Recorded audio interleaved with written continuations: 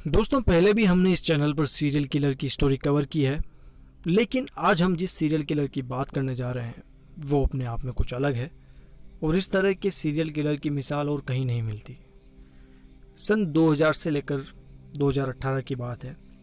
कई राज्यों की पुलिस को किश्तों में कुछ लाशें मिलती हैं। कुछ लाशें महाराष्ट्र, कुछ राजस्थान, कुछ मध्य प्रदेश और कुछ कहीं और। सभी लाशों के साथ एक चीज़ थी जो सेम थी, और वो ये कि सबकी लाशों से कपड़े गायब थे। उनके शरीर का कोई भी हिस्सा गायब नहीं था। उनके गले पर या तो रस्सी के निशान थे या फिर कोई निशान नहीं था। लेकिन लाश इतनी दूर दराज के इलाकों में मिली थी कि किसी ने इन कड़ियों को, इन मर्डर को आपस में जोड़ने की कोशिश नहीं की। करते भी कैसे, कत्ल ही इतनी दूर दूर हुए थे। सितंबर 2018 के शुरुआती दिनों में चीनी से भरा एक ट्रक पुणे से भोपाल के लिए चलता है। यह ट्रक भोपाल के मनोज शर्मा का था। मनोज ने इसमें ऐसा उपकरण लगा रखा था जिस कि ट्रक जिस भी टोल नाके से निकलता था उसके पास एक एसएमएस आ जाता था।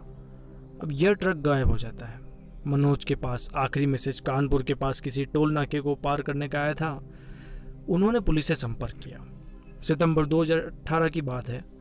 एक दिन पुलिस को एक लाश जंगल में पड़ी मिलती है जो सफ़ेद रंग के कफन में लिपटी हुई थी। जब देखा जाता है तो पता चलता है कि लाश के बदन पर कोई कपड़ा नहीं है। लाश के गले पर रस्सी के निशान हैं और इससे मरे हुए भी ज़्यादा वक्त नहीं हुआ है। पुलिस की टीम इसका पोस्टमार्टम करवाने ले जाती है और एक टीम आसपास छानबीन शुरू कर देती है, इस उम्मीद में कि चूंकि लाश ज़्यादा पुरानी नहीं है तो शायद कातिल भी कहीं आसपास हो। हाथ पांव मारने पर पुलिस को संदिग्ध आदमी मिलता है। उसे उठाया जाता है और पूछताछ की जाती है।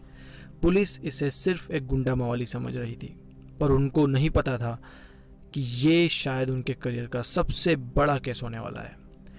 अब पूछताछ में वो पुलिस को पुख्ता तौर पर तो नहीं बताता कि वो घर से इतना दूर यहाँ क्या कर रहा है। कुछ देर तक ये पुलिस को गुमराह करता है, लेकिन पुलिस या अंदाज में पूछताछ होने पर यह सच उगल देता है। सच जो कि बेहद अजीब भी है और बेहद डरावना भी।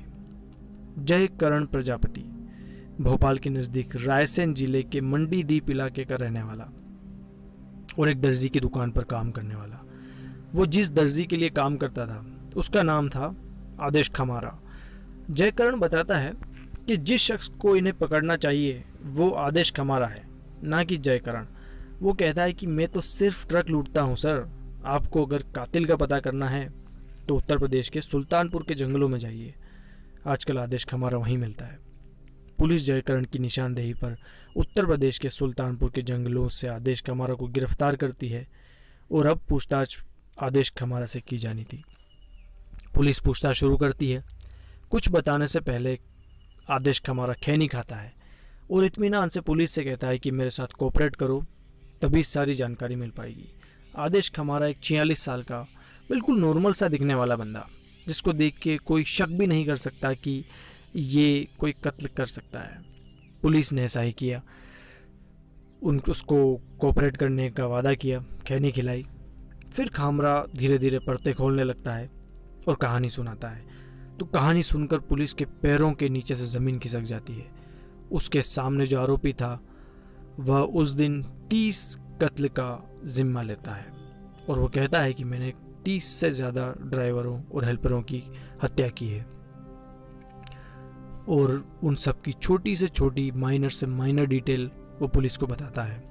जब पुलिस चेक करती है, क्रॉस चेक, तो पता चलता है कि हाँ, इन 30 लोगों का कत्ल हुआ है। अलग अलग थानों में इनके नाम की रिपोर्ट भी दर्ज है। अगला दिन होता है। अगले दिन आदेश खमारा एक हैरान करने वाली बात कहता है कि मुझे अभी 3 कत्ल की और बात याद आ रही है। 30 तो वो और 3 ये, आप 33 कर लीजिए इस टैली को, और आगे चलकर मुझे कोई और याद आएगा तो मैं वो भी आपको बता दूंगा। खमारा से जब पूछा गया, पुलिस ने पूछा कि तुम इस तरह के मर्डर क्यों करते हो, इसके पीछे मोटिव क्या है, तो खमारा कहता है कि कभी कभी उसे ऐसा महसूस होता है कि जैसे वो किसी धारदार हथियार से किसी का गला काट रहा है, और कभी कभी ऐसा कि जैसे वो किसी का रस्सी से गला घोंट रहा है, और इन सब में उसे एक अजीब सा सुकून मिल रहा है। ऐसा कई दिनों तक उसके साथ होता रहा।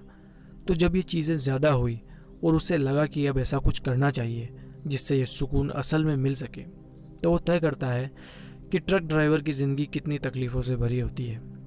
महीनों बाहर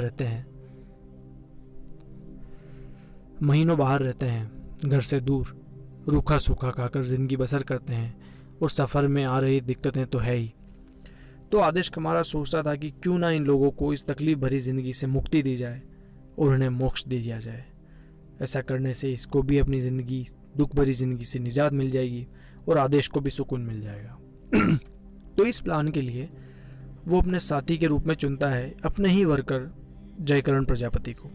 जयकरण ट्रक लूटता और इसे यूपी बिहार की तरफ बेच आता। अब सुनते हैं इनका मोडस ऑपरेंडाई कि ये किस तरह से काम करते थे। तो होता है था कि सबसे पहले आदेश घर में कफन सीलता, लगभग इंसान की नाप का 5 से 6 फीट का।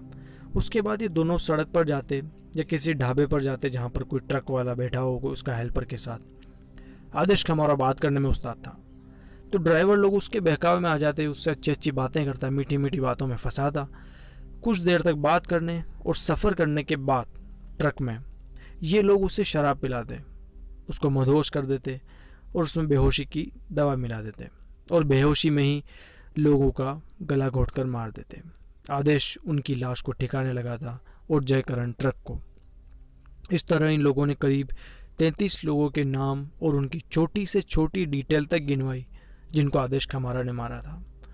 आदेश खमारा कहता है कि उसका एक जीजा है जिसका नाम है अशोक खमारा, वो भी यही काम करता है और उसने एटलीस्ट 100 से ऊपर लोगों को मारा है, 100 से ऊपर। ये शायद रमन राघव के केस के बाद भारत का सबसे बड़ा सीरियल किलिंग का मामला है और हाल के दिनों में ये लेटेस्ट मामला है। इन पर अभी केस चल रहा है दोनों पर। 2021 में भी अभी तक इसका कोई फैसला नहीं आया है और अभी तक अशोक खमारा, जो कि आदेश खमारा का जीजा है, उसको नहीं पकड़ा जा सका है। तो दोस्तों, ये थी आज की कहानी। कैसी लगी आप कमेंट बॉक्स में ज़रूर बताएं। कोई रिकमेंडेशन हो, कोई सुझाव हो तो बिल्कुल बताएं। हम बिल्कुल सुधार करने की गुंजाइश में हैं, हम बिल्कुल सुधार करेंगे। तो मिलते हैं किसी नए दिन, नए एपिसोड में, नई कहानी के साथ। वैसे कहानी नहीं है, सारी चीज़ें हकीकत है। शुक्रिया।